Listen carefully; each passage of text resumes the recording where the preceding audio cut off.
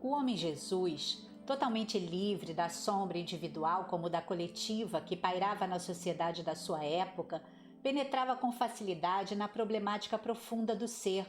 direcionando-se às causas essenciais que modelam a existência terrena.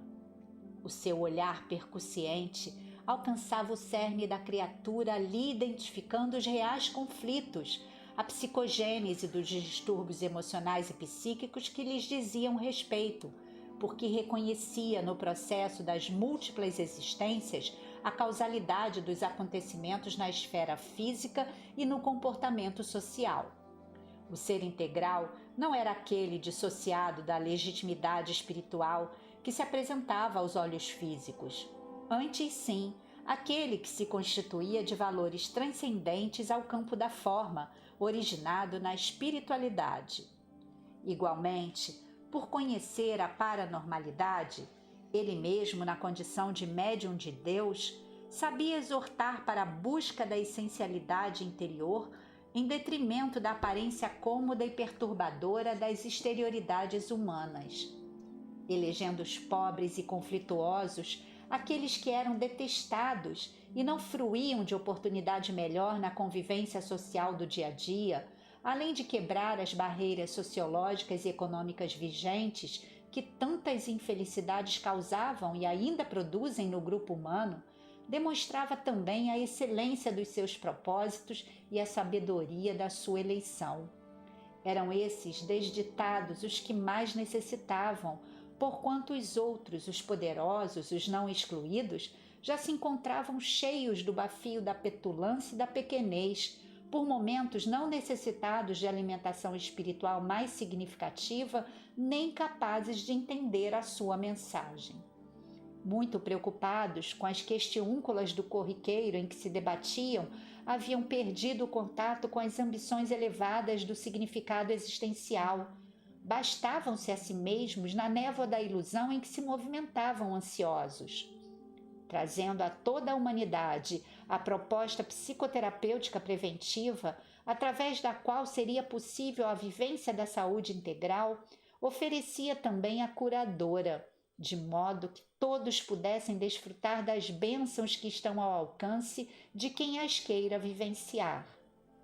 Todo o seu ministério foi um hino de exaltação e vivência da liberdade, da conscientização do indivíduo, da sua autorresponsabilidade diante dos acontecimentos existenciais, dando início a uma forma nova de ver e entender todas as coisas.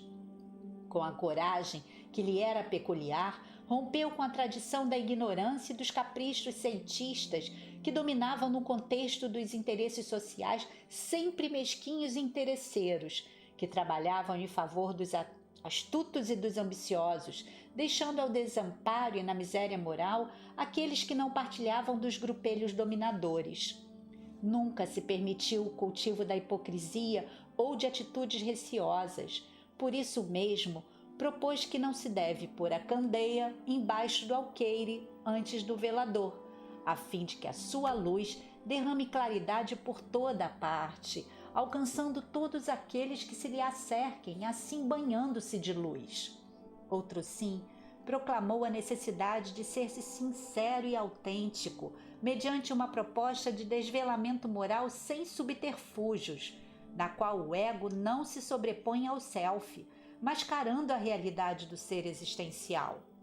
Através dela, a coragem da fé se torna patente, face à segurança em torno dos objetivos abraçados, sem os titubeios e incertezas que são comuns nas atividades imediatistas do consumismo de todas as épocas. Jesus é um homem extraordinário, sem precedentes na história da humanidade, não podendo ser compreendido em um lance de simplicidade ou de aventureirismo cultural.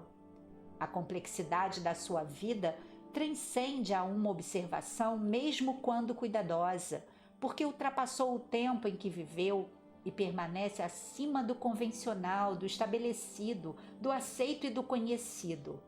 A paranormalidade de que era possuidor tem características muito especiais, não podendo ser comparada com aquela cujas balizas foram estabelecidas pelo estudo odierno realizado nas experiências de laboratório.